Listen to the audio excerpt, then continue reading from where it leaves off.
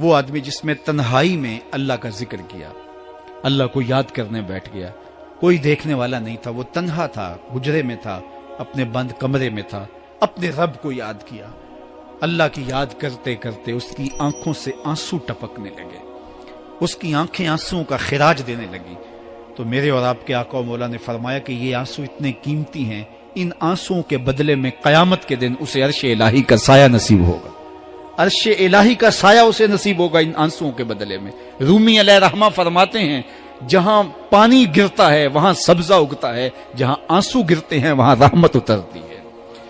تو اس لیے جو اللہ کی یاد میں رونے کا لطف ہے اور اللہ کی یاد میں آنسو بہانے کا اجر اور صلہ رکھا گیا ہے، یہ گناہوں کو دھو ڈالتا ہے، یہ اندر کی صفائی اور ستھرائی کا سبب اور ذریعہ ہے۔ میرے اور آپ کے آقا و مولا نے فرمایا راتوں کی تنہائیوں میں اٹھ کے قرآن پڑھا کرو اور قرآن پڑھتے ہوئے رویا کرو۔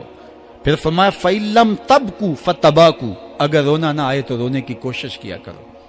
حضرت داتا گنج بخش علی حجویری سے ایک مرید نے کہا حضرت اگر رونے کی کوشش کریں پھر بھی رونا نہ آئے، فرمایا پھر اپنے مقدر پہ رویا کرو۔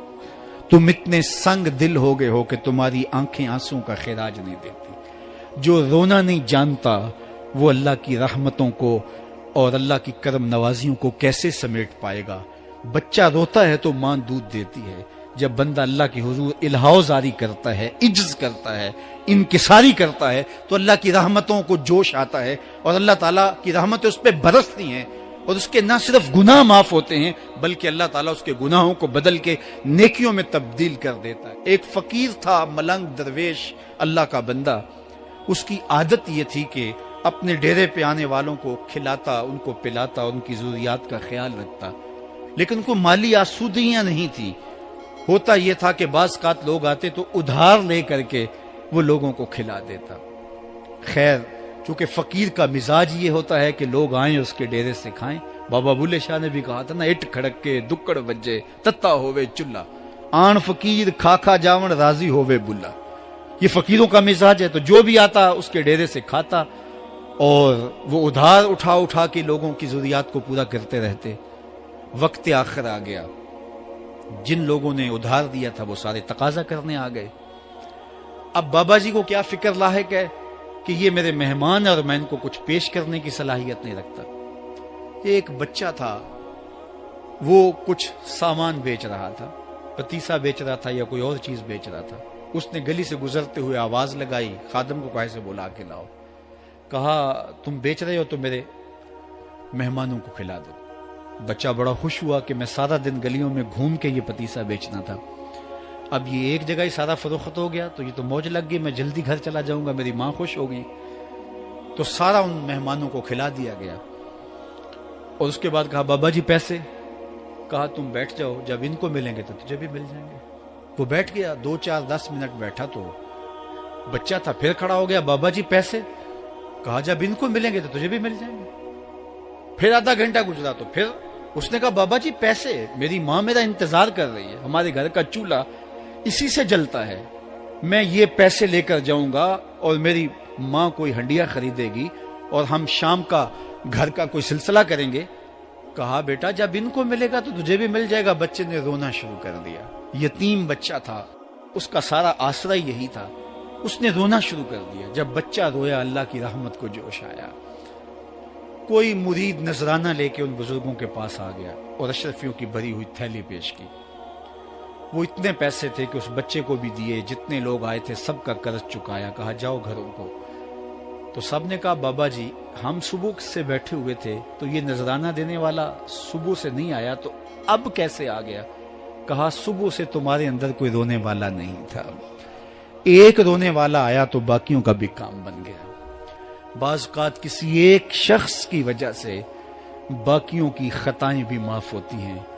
آج ہم اجتماعی طور پہ تا حد نظر اندر باہر اوپر نیچے اتنے لوگوں کے ہجوم میں اللہ کی بارگاہ سے یہ توقع رکھتے ہیں کہ مالک کتنے ہجوم میں کوئی ایک تو ہوگا جو تیرا لاڈلا ہوگا، کوئی ایک تو ہوگا جو تیرا بہت قریبی ہوگا، کوئی ایک تو ہوگا جس پہ تیری رحمتیں برسیں گی۔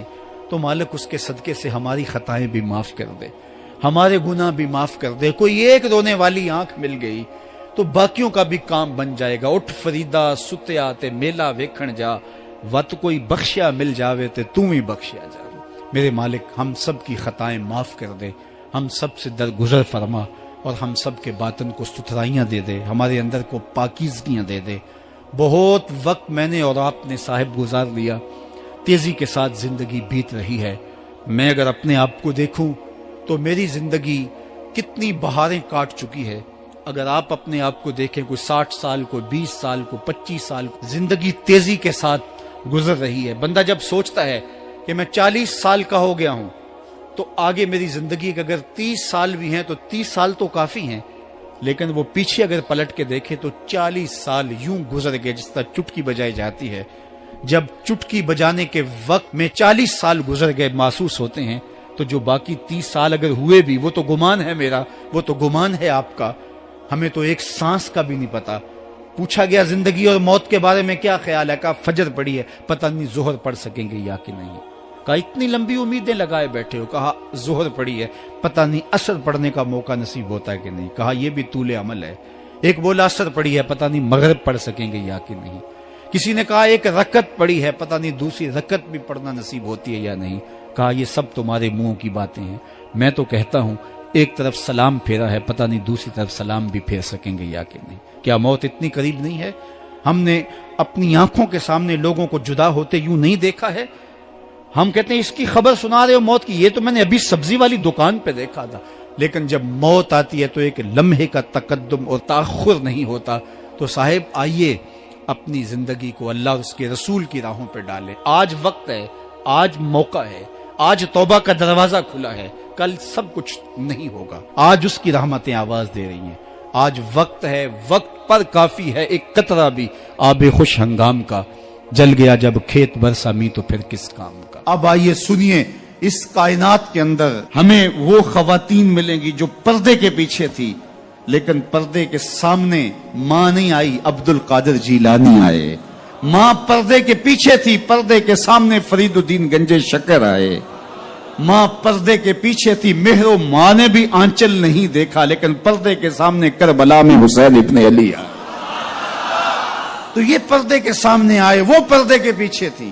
تو جب مائیں پردے کے پیچھے ہوں تو پھر بیٹے جو ہیں وہ پردے کے سامنے آ کے وہ نقش ثبت کرتے ہیں کہ جو لوگوں کے زندگی کے نقوش کو جو ہے وہ اجال دیتے ہیں اور تقدیر بدل دیتے ہیں. تو اس لیے ماؤں کی ذمہ داریاں گھر سنبھالنا ہے,